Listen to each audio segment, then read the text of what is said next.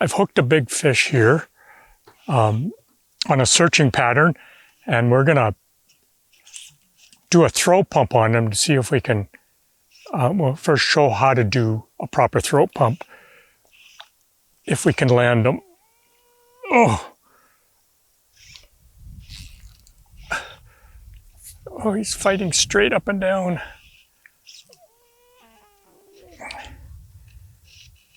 All right. Whoa, a strong fish. So I'm using my type 5.7, and I've got a deer hair dragonfly nymph on. It's always a good searching pattern because it's a big food item. Dragonflies are available year-round as nymphs because they live for 5 years. And so big fish sees a dragonfly swimming by, sometimes it's hard to resist. Oh. Whoa. Okay.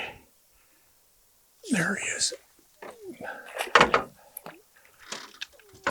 Beautiful trout.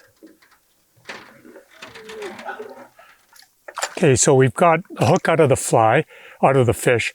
Take our throat pump, and we're gonna fill it with water, wet it, and squeeze all the water out. But the inside of the bulb is wet, the outside is wet, but there's no water. The bulb inside is lubricated, but there's no water in the bulb. And then here's our beautiful fish.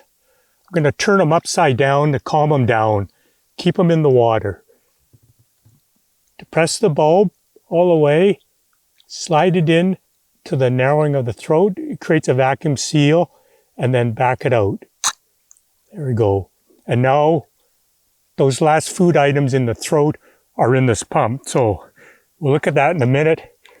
But before we've got to let this fish go and let him swim away. So no worse for wear on that fish. He's gone. I just took his lunch from him. So now we've got a little glass vial, and we're just going to fill it half with water. And now I got the pump in sample in and then we can see he's got bits of algae. Oh, and he's got a mayfly nymph. So there's some shrimp in there, and there's one mayfly nymph. So that fish, what it tells me, these are fresh, just eating them, but he's not really chowing down on the food yet. And also there's a Chironomids pupa twitching around in there as well. So not a lot of food items, but it does tell me that they're feeding, and hopefully they're gonna, at some point, will switch onto chironomid pupa if there's gonna be a hatch or an emergence today.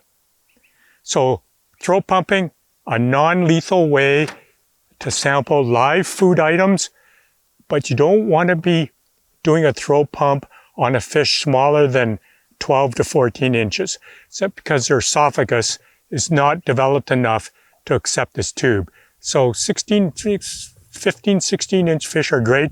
That fish there is like an 18-inch fish, perfect size to be pumping. It's quick, the fish is kept in the water, no harm done to it, and that fish swims away, it's gonna start feeding again. So used properly, a throat pump is an extremely valuable resource for the Stillwater angler.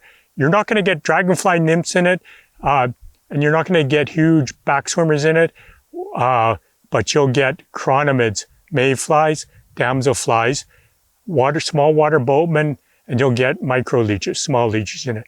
Valuable tool, use it properly, and the fish are gonna survive and live to feed another day, and someone else is gonna catch them.